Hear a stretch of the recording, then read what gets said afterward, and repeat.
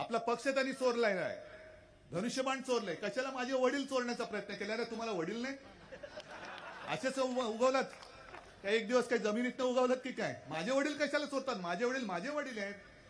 तुम्हाला वडील असतील किंवा नसतील किंवा तुम्हाला तुमच्या वडिलांचा अभिमान नसेल तर मी काही करू शकत नाही. मला माझ्या वडिलांचा अभिमान आहे, नक्की आहे. पण तुमच्याकडे ना विचार, मावळे तर सोडाच, तुमच्याकडे कार्यकर्ते नाहीत, नेते नाहीत, आदर्श नाहीत. सगळं काही चोरताय. चोर बाजार आहे भाजप, म्हणजे चोर बाजार आहे. आणि हा चोर बाजार, मग माझं म्हणणं असं आहे की तुम्ही आता सगळं संपवलं ना. उद्धव ठाकरे फडतूस, मी फडतूस स्वतःला म्हणून घेतोय, कारण मध्ये एकाला म्हटलं तर त्याला झोंबलं. कोणाला म्हटलं? तर मी म्हणतो मी फडतूस आहे ना. मग का आमच्या लोकांच्या मागे लागताय? का लागताय? आणि उद्धव ठाकरेला एकटा पाडायचा आहे ना, तर पाडा ना. हे बघा ना काय आहे माझ्यासोबत, हे बघा काय.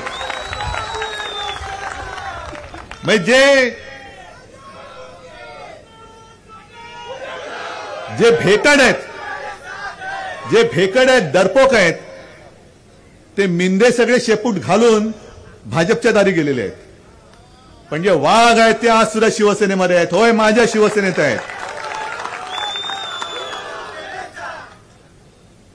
आज मी सकाळपासून माझी तिसरी सभा. साहजिकच आहे, आज अर्थसंकल्प जो एक तात्पुरता अर्थसंकल्प असतो त्याच्यात काय अर्थ नसतो, कारण खरा अर्थसंकल्प नवीन सरकार आल्यानंतर जुलैमध्ये येणार. पण ही जी संधी असते ती संधी फार महत्वाची असते. निवडणुकीच्या आधी ज्या काही थापा मारायच्या असतात त्या थापा मारण्याची संधी असते.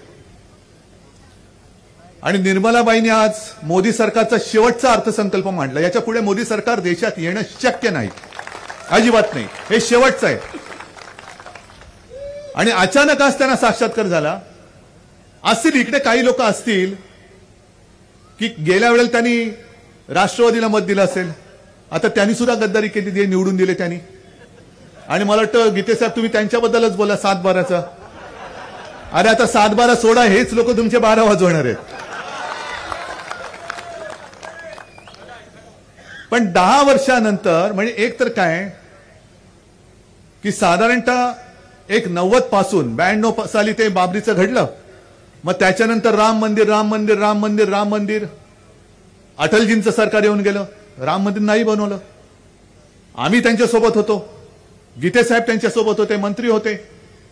आम्ही सांगत होतो राम मंदिर बनवा, नाही बनवू शकले. मग हे मोदीजी आले. आम्हाला वाटलं होतं की एक चांगला शेर आया है, पाकिस्तान को उसी की भाषा में जवाब देंगे.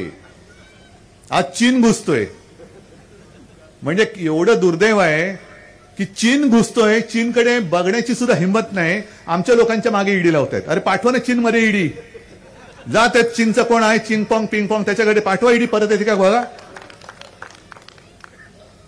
पण मोदी सरकार आल्यानंतर आम्ही मागणी केली होती, इकडे मुस्लिम बांधवले त्यांनी सुद्धा जरूर आहे का, आम्ही मागणी केली होती की विशेष कायदा करा आणि राम मंदिर बनवा. बनवलं. राम मंदिराचा निकाल हा कोर्टाने दिला.